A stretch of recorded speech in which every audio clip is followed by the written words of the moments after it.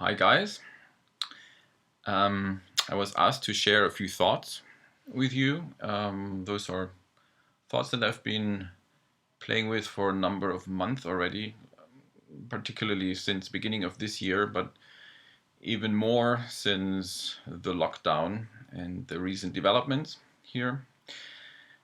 I would like to start with asking you a question. It's a very simple question, but it might not be so easy to answer.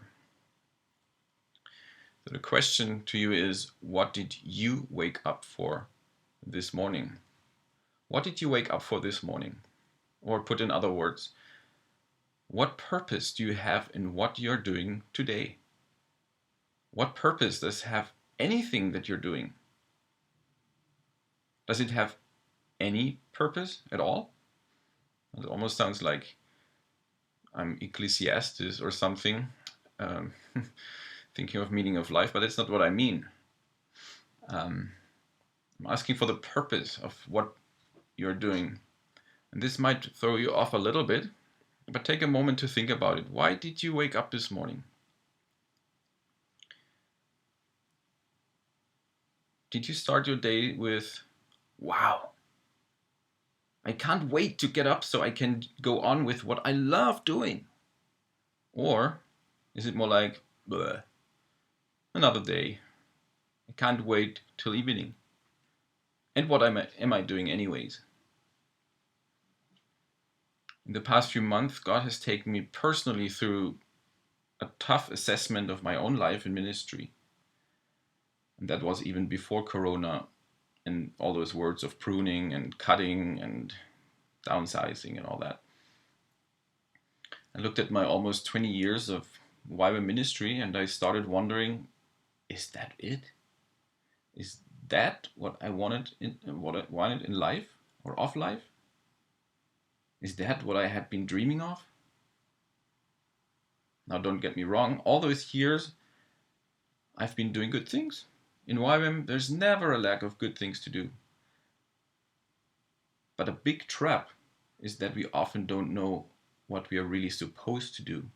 So we just go from project to project, from school to school, or from base to base. We have lots of those people in YWAM. You can call them drifters. They drift with the flow without a plan of where their life is going. And that can sound really spiritual. Oh, I'm praying for my next steps. Have you ever heard that sentence? And it's hard for those people to define the life purpose and their dreams. And I confess, I have been a drifter. Not out of wrong intentions. I just wanted to serve God.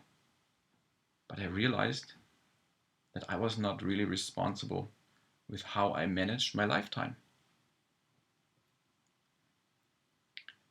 Now here's another good sentence.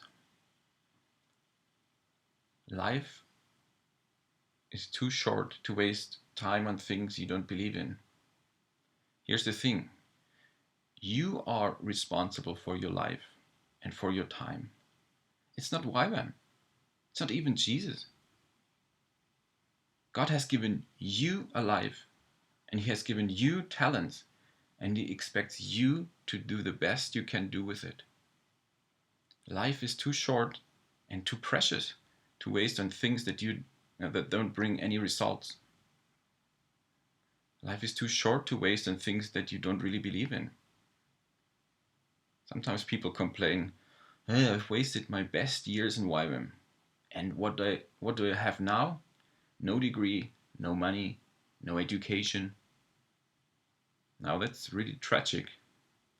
But it happens all the time because many of us have no goals and no plans and no sense of direction.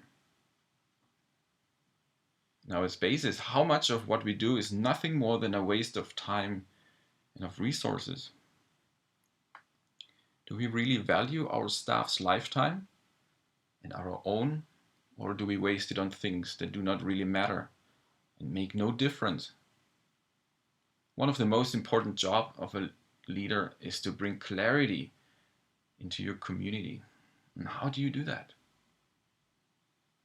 Now, look at this image.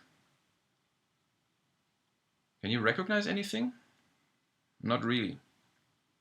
It's why we can be so self-focused and busy with our bases and our ministries and our schools that we can't see the bigger picture anymore. You can't recognize anything on this image because you are simply too close. You're focusing on the little details, but you're missing the big context.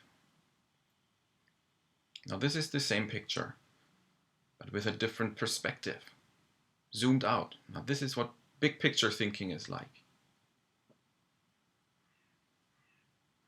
So dare to look at your life or your ministry from outside in. I want to encourage you to take some time for yourself to look at your life and ministry from a distance or from a third person's perspective. Take a look from the outside in, so to speak, and be really, really honest. A funny person said, the wise start with the whys. So start with the whys. Why am I doing what I'm doing? Why am I here? Does it make any sense? Am I making any difference? Or am I just wasting my time? And as leader, look at your base as an outside person and ask, why do we even exist? Why are we here? Do we make any difference to anybody? And who? And why? Another funny person said, well, not really funny, but a wise person said, if your base disappeared and none of your neighbors would notice, you have no right to exist. Now that's tough. But I'm afraid we are missing clarity in much of what we are doing. Just doing what we have always been doing is just not enough. Just running DTSs and UFN courses is not enough. We need to know why, and the rest will follow. And this is the perfect time to do that, because everything is kind of stopped. So take the time to think about those things. Don't go back to normal without taking a good look before.